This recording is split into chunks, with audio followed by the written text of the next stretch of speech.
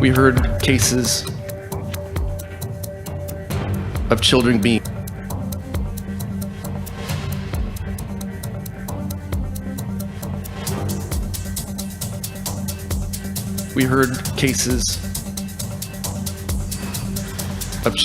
killed. We heard of the secretive burial of children who died. Tonight, a First Nation in BC reveals early findings on 4 sites in their territory.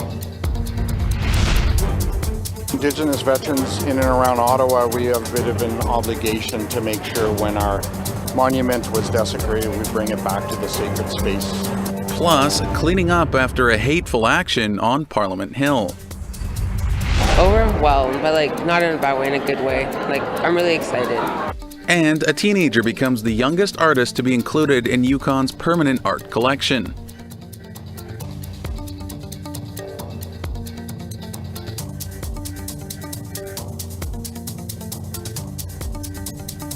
Good evening, Tanse Anine. Welcome to APTN National News. I'm Daryl Stranger.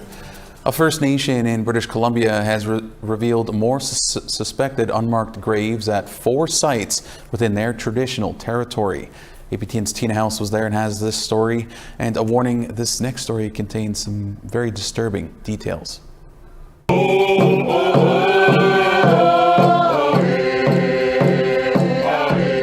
Here on the grounds of the former St. Mary's Indian Residential School outside of Mission, BC, close to 100 family members, leaders, and supporters gather to hear the results of Phase 1 of the investigation into 3 residential schools and the Kokolitsa Indian Hospital.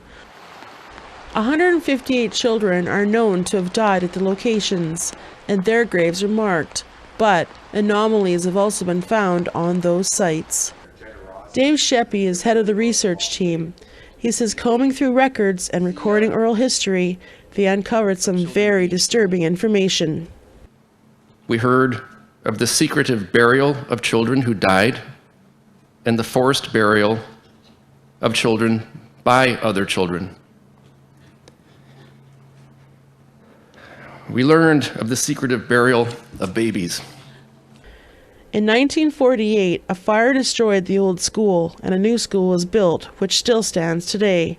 Sheppy says St. Mary's had a very dark reputation, well known amongst students. We were told that the St. Mary's old school was characterized as a place of punishment and starvation, and the new school a place of pedophilia. St. Mary's was opened in 1863 and was closed in 1984. Over 70 First Nations from across BC had children who attended during that time. We were told of atrocities, including physical, mental, emotional, and spiritual abuse, of capital punishment,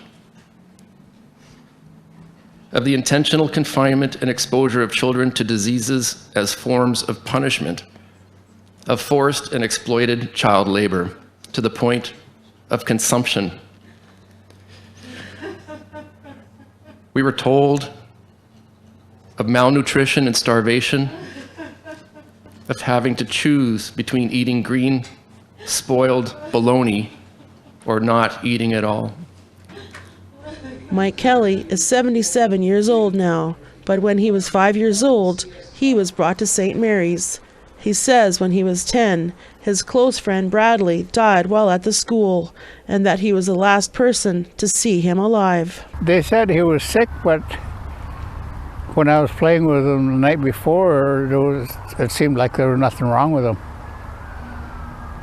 Yeah. So that's what troubled me was they said he was sick, and I said no, he wasn't, because I was playing with him marbles, eh? And then the night bell rang, so we had to zoom up to bed. The next morning we found out, I didn't find out till later that he was dead, eh? Kelly says that loss has stayed with him his whole life, and he blamed himself until today, when he was finally able to let his friend go. And for others here listening to the horrors of what happened, heartbreak is evident on everyone's faces as more disturbing details were revealed. We heard of terrible implications that need further work to further understand. including a story of firemen responding to a fire at the old St. Mary's Girls' Dormitory and finding the remains of fetuses in the walls. And, as is being told in experiences at other institutions, that furnaces were used for cremation purposes. With 2 to 4% of each location searched by ground-penetrating radar so far, unmarked anomalies were detected, but because it's still early on in the investigation, an exact number was not released as of yet. For years, many stories were told by former students about the horrific abuses that took place here at St. Mary's Indian Residential School. Now that Phase 1 is complete, the research team says they will continue to search for more anomalies. Tina House, APTN National News, Mission. The National Indian Residential School Crisis Line is available for survivors and others who might need support. That number is 1-866-925-4419. A cleansing ceremony was held at the National Aboriginal Veterans Monument in Ottawa on Friday morning. This after a flag with a swastika was hung on the monument during a protest march earlier in the week. APTN's Fraser Needham has more. Those for and against LGBTQ2S+ rights in the classroom took to the streets in Ottawa and cities across the country on Wednesday. During it all, someone put a flag with a swastika on the National Aboriginal Veterans Monument a few blocks from Parliament Hill. Tim O'Lone, an Indigenous veteran who organized Friday's cleansing ceremony, says he was disgusted by what he saw on social media. Indigenous veterans in and around Ottawa, we have a bit of an obligation to make sure when our monument was desecrated, we bring it back to the sacred space. O'Lone adds such a flag has no place on the monument.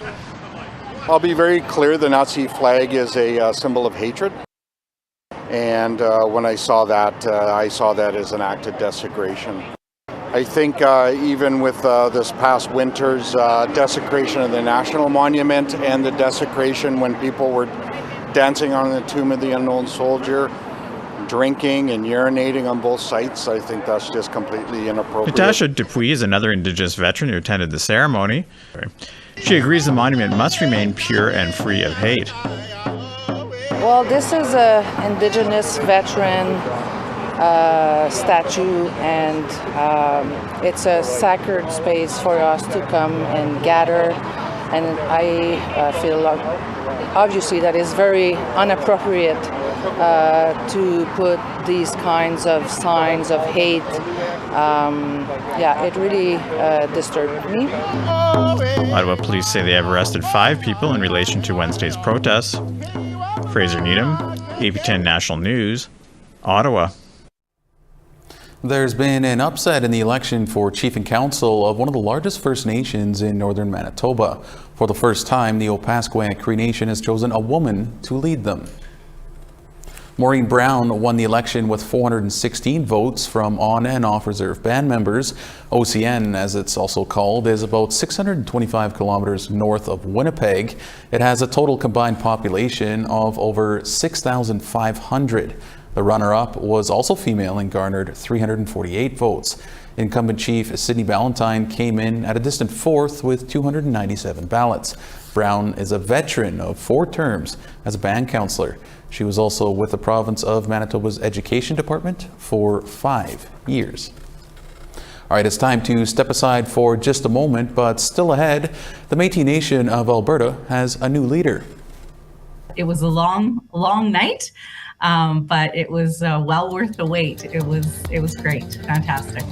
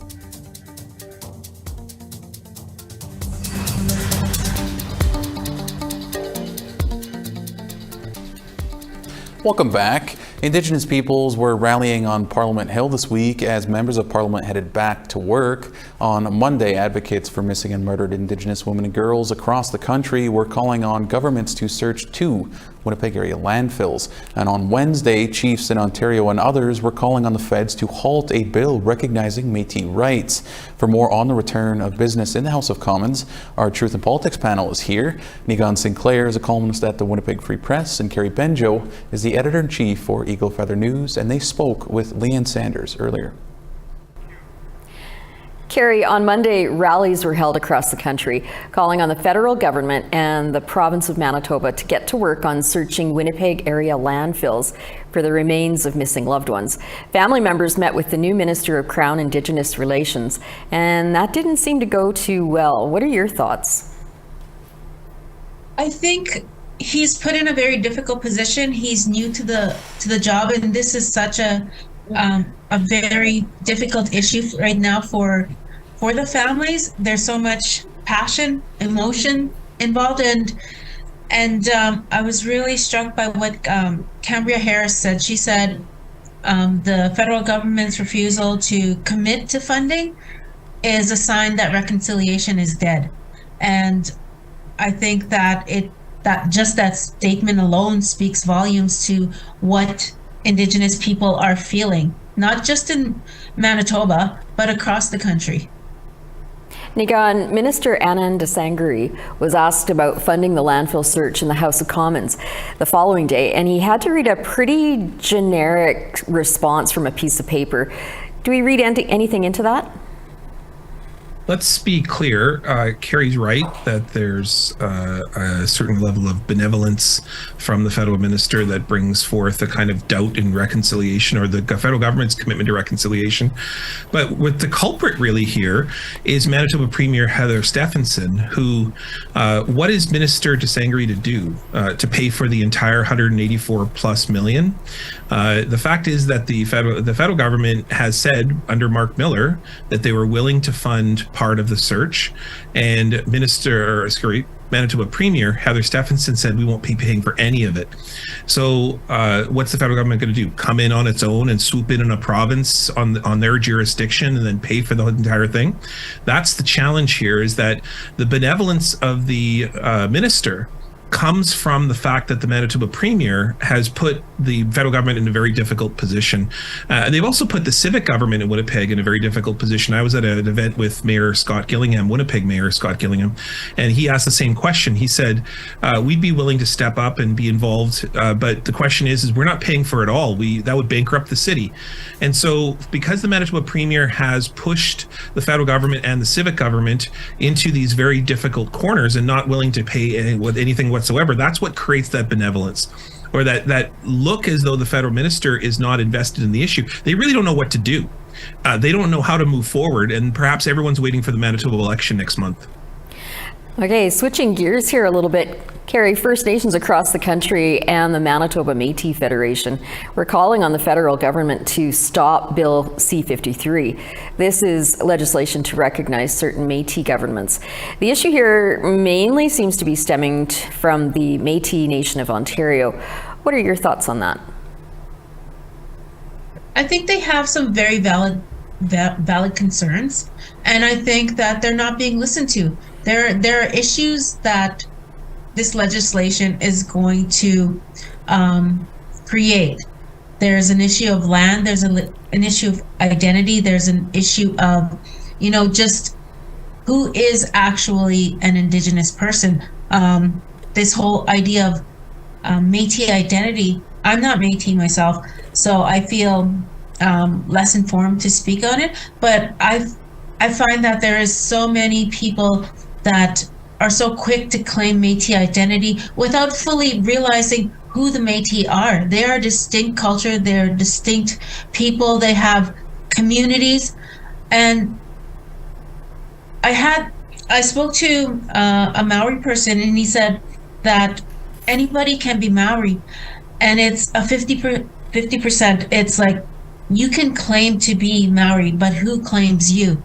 So there's that connection to community, that connection to land that I think that is being overlooked in this argument, and that's what the First Nations chiefs are bringing forth. There is a really larger issue, and their voices are not being heard, and it's scary it's scary for me to see what can happen if this bill is passed and how it can be manipulated by people falsely claiming Indigenous identity. Yeah. Egon, is there anything else that you're going to be looking for in the session of Parliament to come? Well, this is a divide and conquer tactic. You can say what you will about the federal government and their commitment to Indigenous issues, but on this issue, this is really a problem. This is really a problem by not taking a stand on the issue of Métis identity. I mean, the Manitoba Métis Federation is very clear in that the Métis Nation comes from Manitoba, and there are Métis communities outside of Manitoba that were expelled or that left or that departed after the Manitoba Act and SCRIP and went across the prairies and in some parts of Ontario. But if the people, the very birthplace, the individuals that are today talking about Métis sovereignty, Métis identity, are saying that the people in Ontario are not Métis, the federal government, the provincial government, any government should not be stepping in and making agreements with individuals who are saying they're a Métis when the very people who birthed the Métis identity are saying they are not. And so what we're left with is a federal government making paternalistic decisions determining who is and who is not, as Carrie points out, an Indigenous person. And that's just the same old colonial politics of the past. What we need is we need to recognize that this is First Nations land. And so First Nations need to be at the table. And so First Nations should be at least at the very minimum involved in the discussions around this bill. Never mind the fact that it really should be the Métis people, and we should be determining and making a decision on who are making decisions for the Métis. And at the moment, there's a split between the Métis National Council and the Manitoba Métis Federation that has created a lot of problems. And so I don't think anything should be decided till that's sorted out onto itself. Okay, all good points. Thanks, Nigan. And thanks, Carrie. Thanks for joining us today. We'll have to leave it there, and have a good day. Yeah, Miigwech, thanks. Thank you. The Métis Nation of Alberta has a new president. On Tuesday, members voted in Andrea Sandmeyer, the first new president of the MNA since 1996. President-elect Sandmeyer is joining us now to talk about the election and where the Métis Nation of Alberta goes from here. President-elect Sandmeyer, thank you so much for taking some time for us, and congratulations. First off, can you tell us your reaction when you found out that you won? Well, I was elated. I was surrounded by friends and family and supporters, and it was a long night, but it was well worth the wait. It was great, fantastic. Now, how will your role as the Vice President of Region 2 of the MNA help with this new role as President? Well, as Vice President in Region 2, I made it my mission to sit down and visit and get to know a lot of our citizens in Region 2 and across the entire Métis Nation of Alberta. And, I learned a lot from them, from the elders, from the citizens, and then as well sitting at the provincial council table, I did learn a lot from President Patra and other people that sat at that table. So I've learned a lot, and I'm ready to go. And you mentioned President Patra. What have you learned from her that you will take and use in this role? There's so many things that she taught me, and was a mentor to all of us that sat at the table. Just her grace and her dignity and the way that she interacted with citizens, to colleagues, ministers. It all was a great learning experience. Now, First Nations in Ontario held a rally on Parliament Hill this week to protest Bill C-53, legislation that recognizes certain Métis governments, and it lays the framework for basically modern-day treaties. First Nations across the country and the Manitoba Métis Federation have all spoken out against this legislation. Where do you sit when it comes to the passing of Bill C-53? Well, Bill C-53 is our Métis self-government legislation. It is recognition of our Métis government, recognizing our lawmaking powers regarding citizenship, elections, internal operations, and Métis child and family services. It is our legislation, and it only affects our government, our Otipemisiwak Métis government. All right, well, we'll certainly have to leave it there, President-elect, but thank you so much again for taking on a few minutes of your time for us here today. Thanks, Daryl.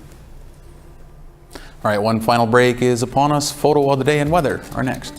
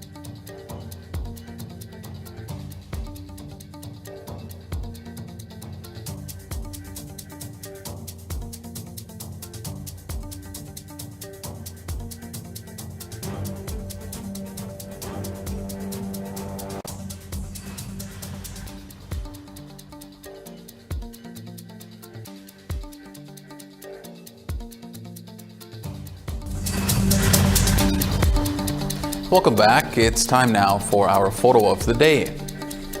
Lindsay Hill shared some of the beauty from the back roads of the Dakota Plains First Nation in the heart of southern Manitoba.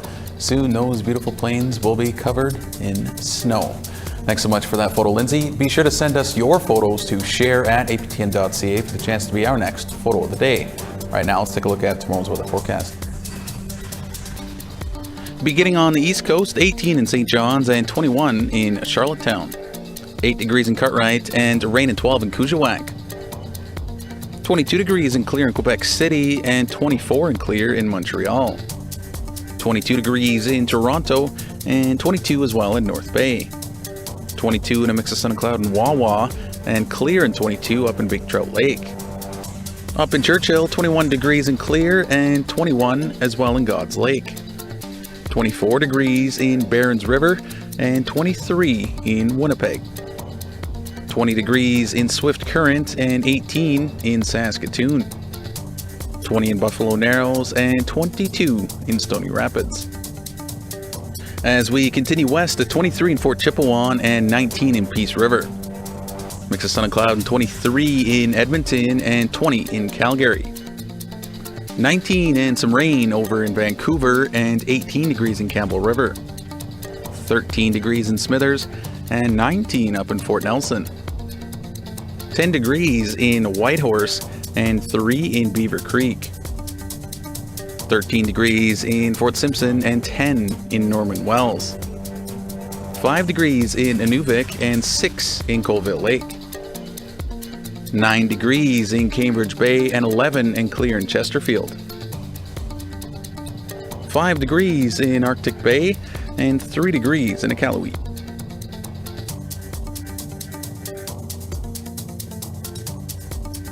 A First Nations teen from the Yukon is now the youngest person to ever have a piece acquired by the territory's permanent art collection.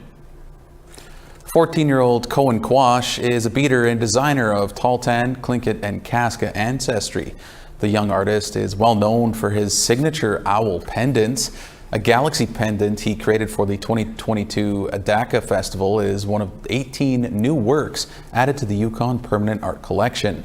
The 500-plus piece government-owned collection celebrates the very best in Yukon art. Overwhelmed, but not in a bad way, in a good way. I'm really excited. Well, that is certainly a wonderful story to end tonight's show with. That is all we have for you this evening on APTN National News. There's plenty more news on our website, aptnnews.ca. For all of us here, thank you so much for joining us. Miigwech, Kinanaskmatin, and have a great evening.